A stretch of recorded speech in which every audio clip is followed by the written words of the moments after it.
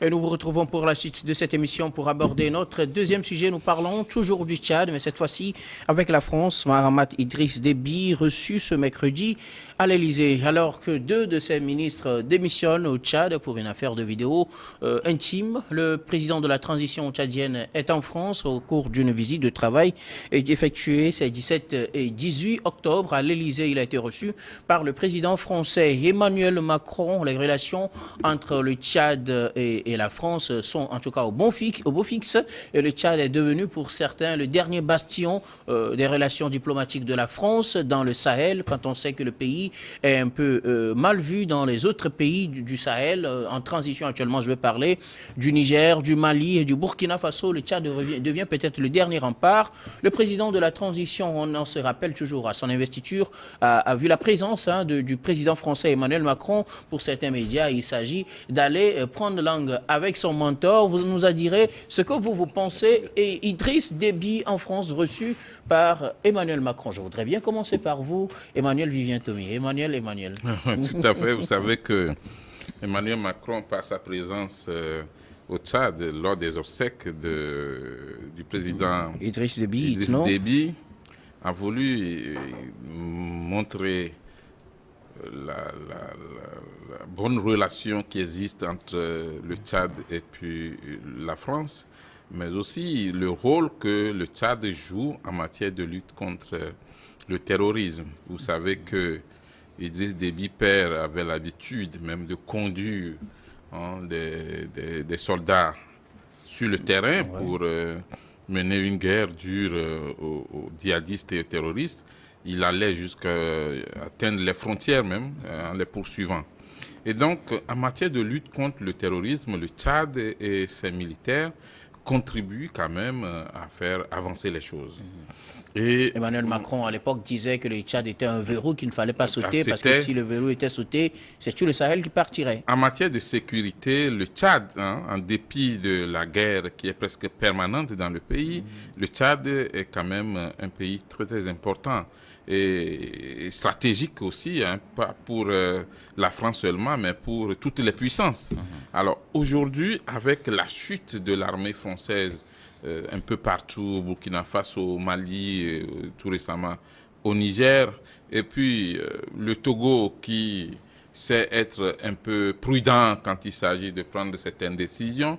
Et donc, il fallait trouver un terrain pour replier les troupes, après les évacuer vers la France. Quand on parle du matériel militaire de la France, au Niger, par exemple, c'est des tonnes et des tonnes. Donc, on ne peut pas, en quelques 2 semaines, évacuer tout cela, faire partir tout cela sur la France. Donc, il faut une base pour pouvoir accueillir. Donc, la principale raison de la visite de M. Déby en France, c'est d'abord la discussion qui est prévue entre les deux présidents, français et tchadiens, sur la raison de sécurité d'abord, la question du départ des troupes françaises un peu partout en Afrique, et aussi l'entente sur le temps et puis les conditions dans lesquelles les militaires français qui vont quitter le Niger et les autres pays vont pouvoir passer par N'Djamena. Il y a déjà un grand cordon qui est arrivé à N'Djamena et après leur rapatriement vers la France. Aujourd'hui, c'est vrai que Emmanuel Macron, qui a critiqué la junte au pouvoir ou bien qui est en train de faire son coup d'État au Niger, n'a pas été aussi critique avec le Tchad. Et ça a suscité beaucoup de débats parce que on se dit ça fait 2 poids 2 mesures. On condamne les uns et on adoube les autres. Mais en réalité, pour la France, le Tchad est un pilier très important en matière de sécurité. Et aussi, en tout cas pour le moment, l'opinion tchadienne n'a pas essayé d'être très très dure avec les troupes françaises. Et donc, contrairement aux autres pays où on a vu des jeunes sortir pour dire non, nous ne voulons plus des Français, on a vu des activistes et des responsables de la société civile dénoncer la présence de la France, surtout sur le plan sécuritaire. Donc, aujourd'hui, on n'a pas tellement de ces manifestations-là au Tchad. Il y en a quelques-unes, mais pas tellement. Oui, c'est pas comme dans les autres pays. Oui. Donc aujourd'hui, la France a l'obligation, entre guillemets, de faire la cour au Tchad pour pouvoir avoir au moins une place pour pouvoir garder, ne serait-ce que pour un temps, son matériel militaire avant de les rapatrier finalement sur Paris. Et donc, on peut s'attendre à une signature d'un accord qu'on ne va pas révéler nécessairement, ou une sorte de revue, où on va revisiter un peu les accords entre ce pays. Il a été question sûrement aussi de la transition, parce que si la France veut bien paraître comme un pays démocrate et qui encourage effectivement la pratique de la démocratie, des droits de l'homme, de la bonne gouvernance, il va falloir agir un peu sur le gouvernement de transition au Tchad pour pouvoir vite organiser des élections qui vont permettre peut-être à un civil de revenir ou à un ancien militaire démissionnaire de revenir au pouvoir. Parce que si il n'y a pas un bon calendrier pour la transition au Tchad, ce serait comme une sorte de laisser-aller. On ne peut pas presser le Niger, le Burkina Faso et le Mali et la Guinée, et puis laisser le Tchad faire ce qu'il veut. Je pense que de cette rencontre-là entre les deux hommes d'État, on aura effectivement des résultats concrets. Robert Kossigan Akwete, Mahamat Idriss Déby, voilà, est en France, reçu par le président français Emmanuel Macron dans un contexte particulier. D'abord, les relations entre le Tchad et la France, je le disais tantôt, sont au beau fixe. Mais on voit que ces dernières semaines, les troupes françaises qui ont quitté le Niger doivent passer par N'Djamena au Tchad et peut-être avant d'être redéployés ou rapatriés, cela dépendra.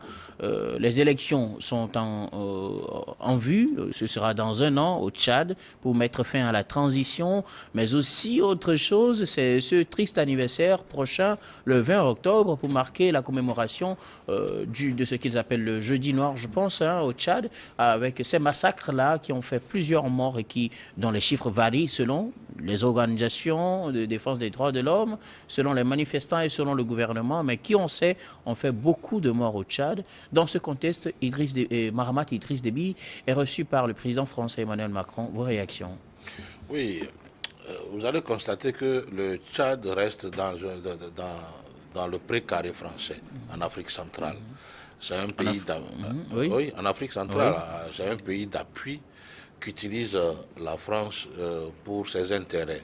Aujourd'hui, vous allez constater que tous les soldats qui vont quitter le Niger vont transiter par N'Djamena et rentrer en France. Ça fait un. La France a d'autres intérêts. Vous allez constater que les politiciens de certains pays qui ont maille à partir avec la justice de leur pays, tels que la Centrafrique, vous allez constater que Bozizé, alors vit aujourd'hui en France, est un allié français. Vous allez constater que la France a beaucoup de choses, a beaucoup d'intérêts en N'Djamena, de son vivant.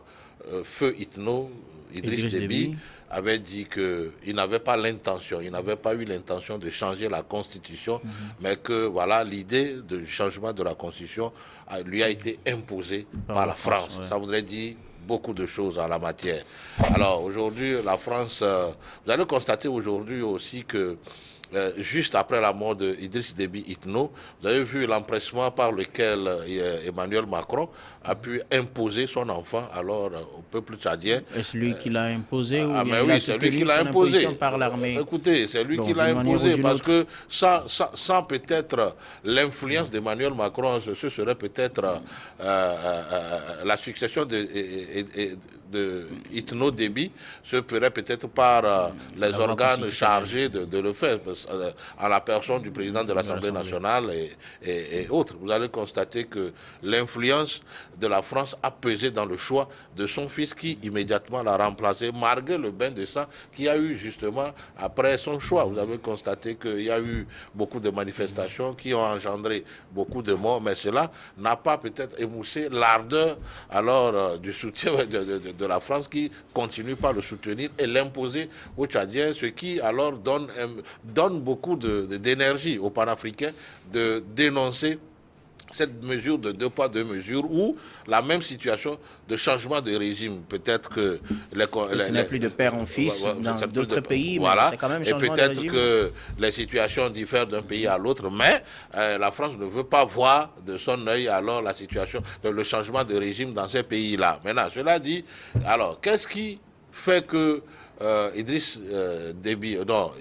Mahamat Idriss aujourd'hui tient la corde de la France, et peut-être pour avoir plus de soutien de la France et s'imposer peut-être à ses adversaires politiques sur le terrain.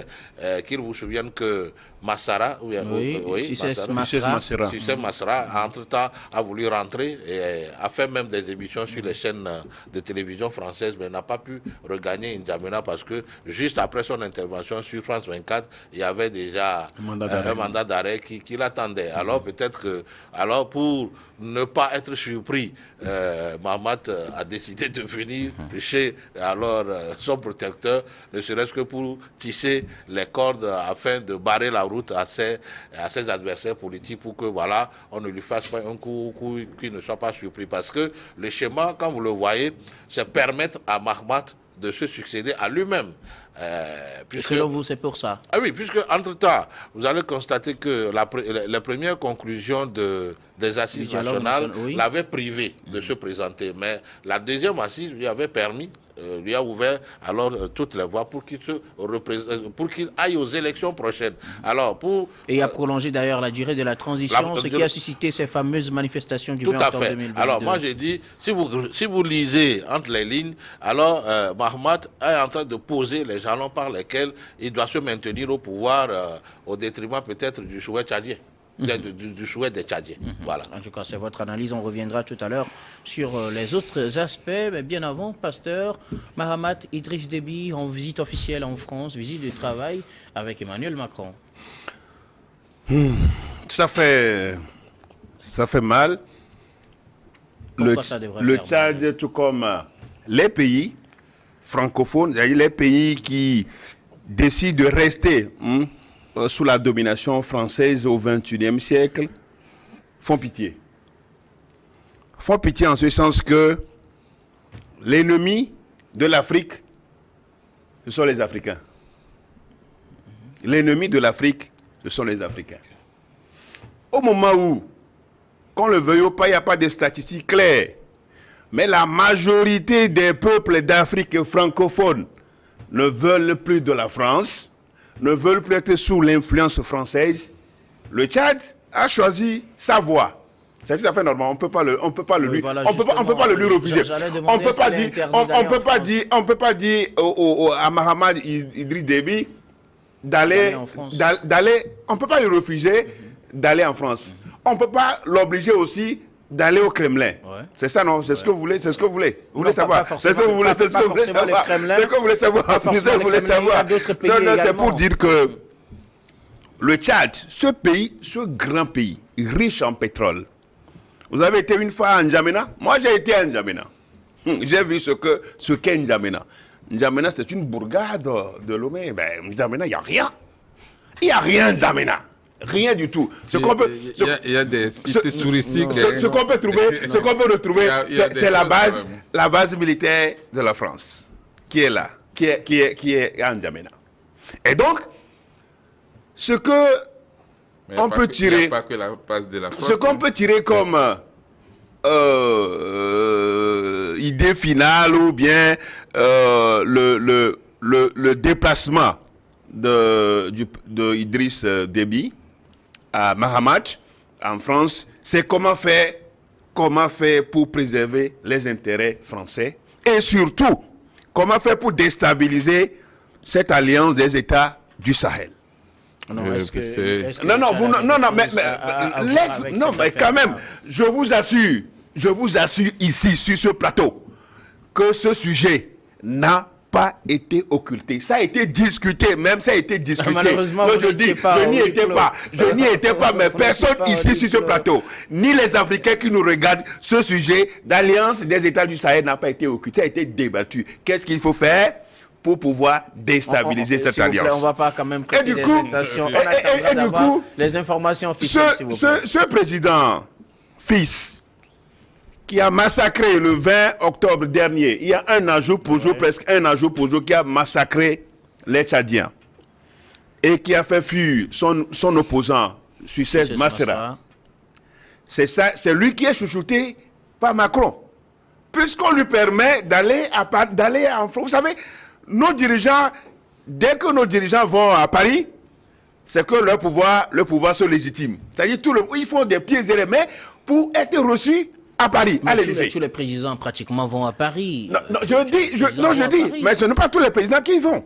Et aujourd'hui, je ne pense pas que les militaires, ceux qui sont au pouvoir à Niamey, à Ouagadougou, qui sont au pouvoir à Bamako, qui sont à Conakry, ne veulent pas quand même. Non, leur souci, ce n'est pas d'aller, leur préoccupation, ce n'est pas d'aller à Paris. Ce n'est pas d'aller à l'Élysée. Ça n'apporte pas grande chose. Et donc, pour Mahamat Idriss Déby, il est allé en France pour se faire légitimer. Est-ce qu'il n'était pas déjà légitimé? Non, c'est une fois encore, mais c'est la crédibilité qu'on lui donne encore. Non, mais le Tchad et la France ont des relations de coopération. Pour dire que les relations entre la France sont toujours au beau-fils.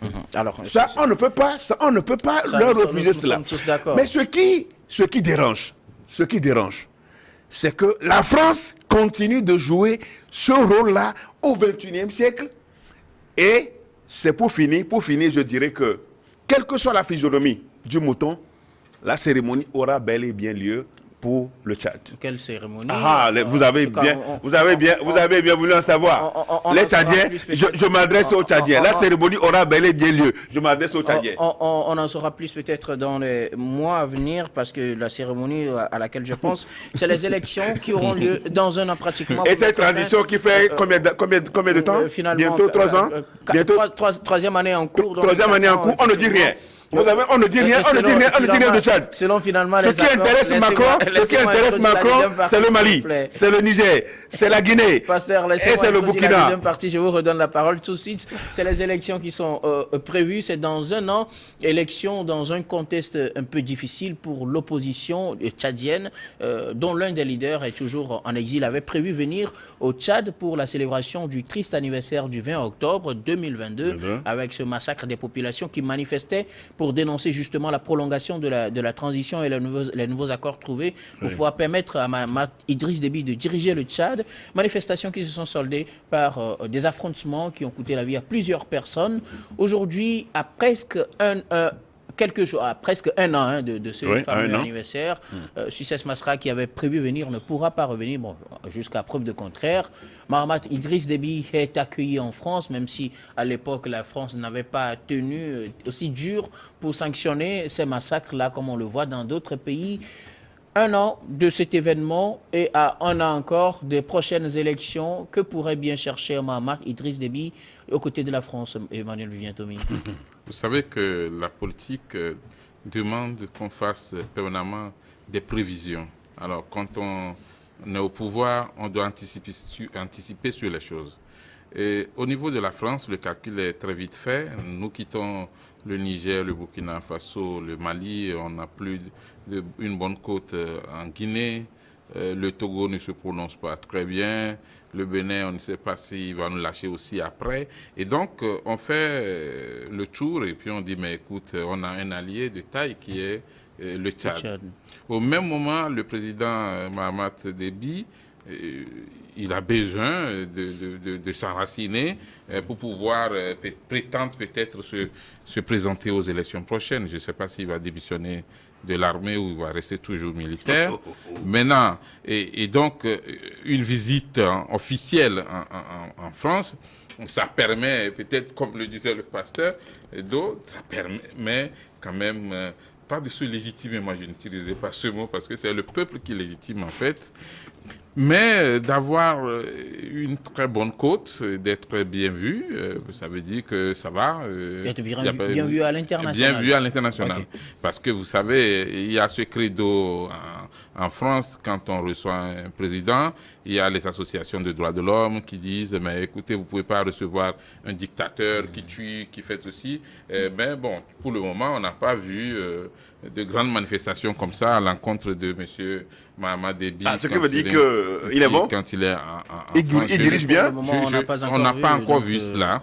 Alors, lui, ça l'arrange parce que ça arrange justement son image et sa politique. Mais de l'autre côté, là où la France fait une erreur, quand au même moment vous critiquez avec véhémence le Niger et les autres de l'Alliance, et vous déroulez le tapis rouge au Tchad, alors que, bon, le coup d'État, c'est coup d'État, que ce soit un coup d'État parental, constitutionnel, institutionnel ou militaire, c'est un coup d'État quand même.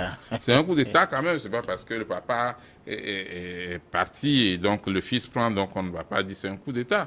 C'est un coup d'État, c'est un tabouret, traditionnel. Pas le président de l'Assemblée nationale. Vous avez vu ce qui s'est passé au niveau de Madagascar, où carrément, moi je dis, il n'a pas été courageux, mon ami, le président du Sénat, où, suivant la constitution malgache, à quelques jours des élections, il faut que le président en exercice démissionne et que le président du Sénat ou de l'Assemblée prenne la gestion du pays jusqu'à finir les élections. Mais dans le cas du régime actuel, le président de l'Assemblée nationale ou du Sénat a démissionné, a dit je ne suis pas prêt pour prendre le pouvoir. Maintenant, un mois après, il fait une interview pour dire qu'il avait eu une pression. Je pense que les acteurs politiques, que ce soit au Tchad comme Madagascar ou un peu partout en Afrique, se doivent d'être cohérents dans leurs actions face à des régimes qui ne veulent pas partir.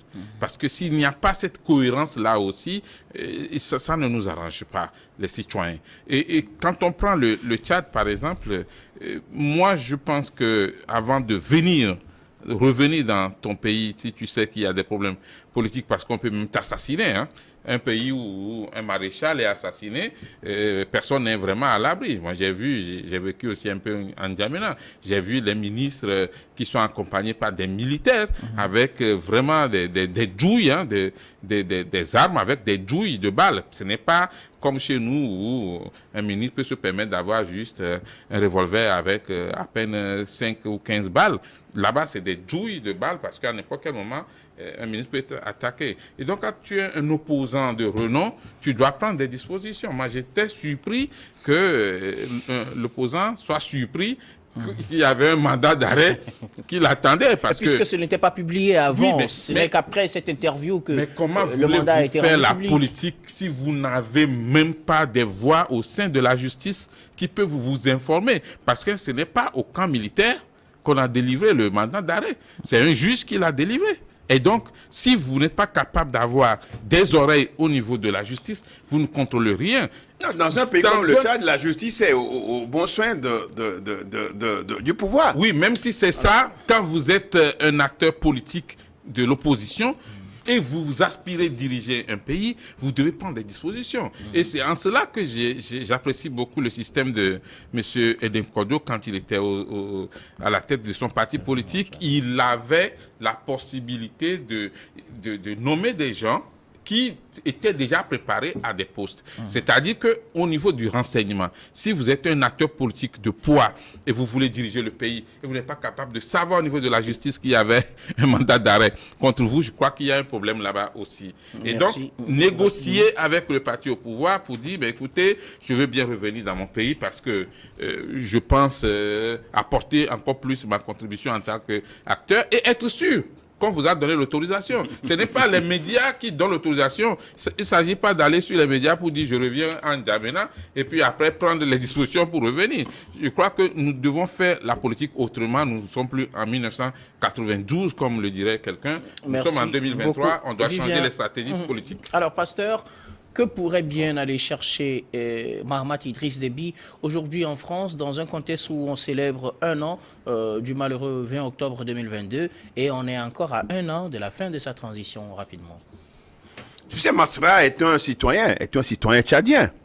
Je parle de Mahamat Idriss Déby. Vous voulez parler de Masra d'abord? Non, d'abord, je veux parler de Ok, d'abord. Pour répondre à Vivien. Pour répondre à Vivien, il peut rentrer dans son pays comme il le veut. Je crois qu'il faut finir cette politique où ceux qui sont au pouvoir sont toujours blancs. Moi, je n'ai jamais dit ça. Oui, tu n'as jamais dit, mais c'est ça. C'est l'impression que nous avons. Ceux qui sont au pouvoir n'ont jamais fauté, n'ont jamais failli. Et donc, la justice n'est jamais à leur trouille. Ils sont libres de faire tout ce qu'ils veulent. Peut-être à 1 an de cette élection-là, ben, c'est d'aller recevoir, et Mahamat est allé recevoir la bénédiction de Macron pour être candidat et pour être élu, alors que tous les opposants sont en exil. Mais c'est clair. C'est clair, le jeu est déjà joué d'avance. Il sera candidat. Il n'a pas encore déclaré. C'est sur ce même plateau. C'est sur ce même plateau que nous viendrons parler de la candidature de Mahamat. C'est déjà vrai. Parce que tu avais dit tout à l'heure qu'avec lui, la France est en sécurité, le Tchad est en sécurité. Le Tchad n'est pas en sécurité. Non, apparemment. Le Tchad n'est pas en sécurité. Les citoyens tchadiens ne sont pas en sécurité. C'est la sécurité de la France qui importe. Les citoyens tchadiens peuvent être tués à tout moment. Merci beaucoup, pasteur. Et alors, je vais terminer avec vous, Robert Kossignan-Akuté. Que peut bien aller chercher Mahamat Idriss Déby aujourd'hui en France, à 1 an des élections, pour mettre fin à sa transition et aussi à la célébration du malheureux anniversaire du 20 octobre 2022? Vous savez, je l'ai dit tantôt sur ce plateau qu'il n'est pas allé chercher 2 choses. C'est l'appui d'Emmanuel Macron. L'onction. Oui, l'appui et l'onction d'Emmanuel Macron. Emmanuel Macron serait-il devenu pasteur? Je viens de vous le dire. Ensuite, Masra est passé par la France. Peut-être qu'il a tissé des ficelles et alors il va aller se rencontrer. Lui, il est reparti chez le patron de la France pour aller dire écoutez, ou chez le numéro 1 de la France pour dire écoutez, n'écoutez pas le monsieur là. N'écoutez pas mon frère. Voilà, je suis de cœur avec vous, je soutiens vos actions dans le Sahel et tout, et donc voilà. C'est une manière de donner plus de force, plus et peut-être de ne jamais lui donner les micros de RFI de France 24. Donc, il y a beaucoup de choses qui se sont dites en off que nous n'avons pas entendues, mais qui vont dans le sens de son soutien, surtout lors des élections. Parce que moi, je viens de le dire sur ce plateau, comme quoi ce n'est qu'une manière alors de tracer déjà les sillons par lesquels il va aller aux élections et se faire... Pensez-vous qu'il ira aux élections? Ah oui, il sera aux élections puisque les tests le lui permettent déjà. Maintenant, là où je suis un peu gêné dans peut-être les actions de ceux qui s'appellent de la classe politique de l'opposition, surtout Succès Masra, entre-temps, il n'avait pas besoin alors de drainer toutes ces foules derrière lui. Entre-temps, peut-être tenter d'organiser peut-être une insurrection populaire, ne serait-ce que pour faire partie la junte qui dirigeait le Tchad. Que devrait-il faire? Il devrait plutôt alors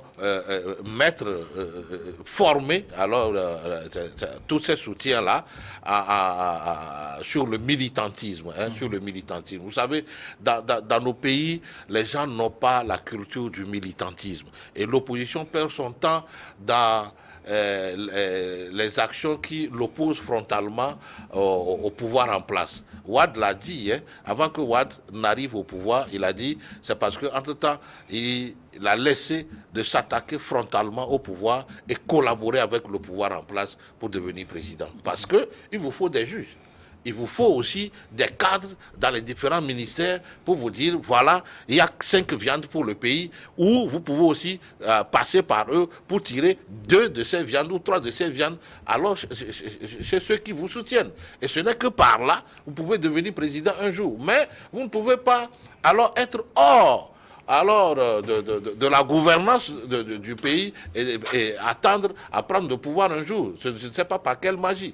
Ou ce n'est pas seulement ceux qui vous soutiennent à chaque fois que vous avez des meetings, alors insulter et décrier les actions du pouvoir en place n'amènera jamais quelqu'un au pouvoir. En tout cas, à mon sens, moi. Merci beaucoup pour votre point de vue. Nous allons marquer la pause pour le journal, puis on vous retrouve juste après pour la suite de cette émission.